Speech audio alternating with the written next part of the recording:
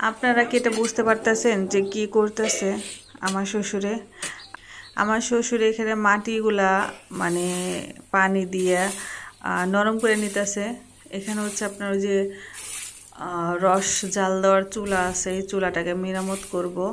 কারণ এই রস জাল দেওয়ার চুলাটা একবারে ছোট হয়ে গেছে, সেই জন্য আর কি এই রস জাল দেওয়ার জন্য আর কি বড় একটা মানে কি বলে ওগুলো আমি নাম জানি না সঠিক, বড় ওই যে চিতনা মতো দেখতে না, সেটার মধ্যে করে রস জাল দিবে।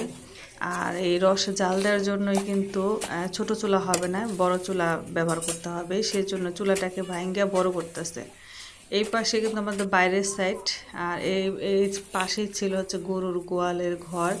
এই গরুটা কিন্তু বিক্রি করার জন্য অলরেডি কিন্তু আমাদের প্রস্তুতি চলতেছে, কারণ গরুটা বেশি সুবিধার না। মানুষ দেখলে শুধু মাথা দিয়ে গুতাগুতি করে। এটা হচ্ছে আমাদের বাড়ির পিছনের পাশ। পিছনের পাশে হচ্ছে রান্নাঘর, গরু রাখার জায়গা, কাপড় ছড়ানো।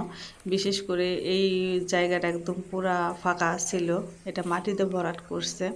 নিজেরা একটু হালকা পাতলা সবজিও লাগায়, এগুলো কিন্তু আমার শ্বশুর শাশুড়ির মেরামতের কারণে হয়েছে।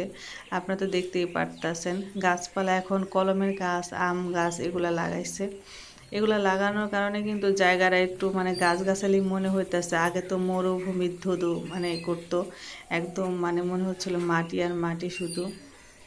এখানে সাজনা গাছ আছে, সাজনা গাছের ডাল লাগাইছে। এই পাশে পেয়ারা গাছ, তারপর হচ্ছে আরও অনেক পদের গাছ মানে এখানে লাগানো হয়েছে। এটা বাথরুমের পিছনের সাইড কিন্তু।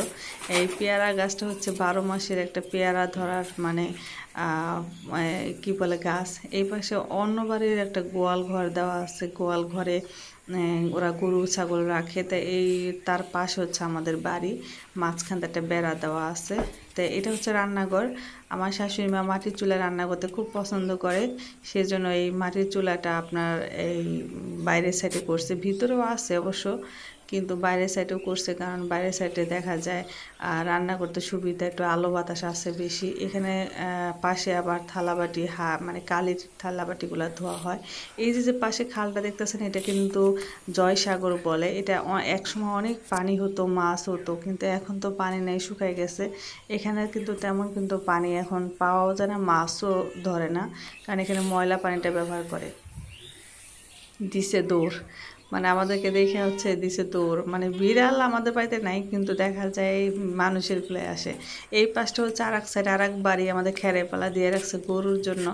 এই খেরের পালা কিন্তু আপনি আগে দিতে পারতো না, যেহেতু এই জায়গাটা মাটি ফেলানো ছিল না, পুরো ফাঁকা ছিল। পরে এই মাটি ফেলা, এই যে বারান্দা দেখতেছেন, এই ঘর দেখতেছেন, এই যে উঠান টুঠান দেখতেছেন, এগুলো কিন্তু আমার শাশুড়ি মাটি ফেলাইছে। সব কিছু কিন্তু আমার শাশুড়ি দেখতো এটা।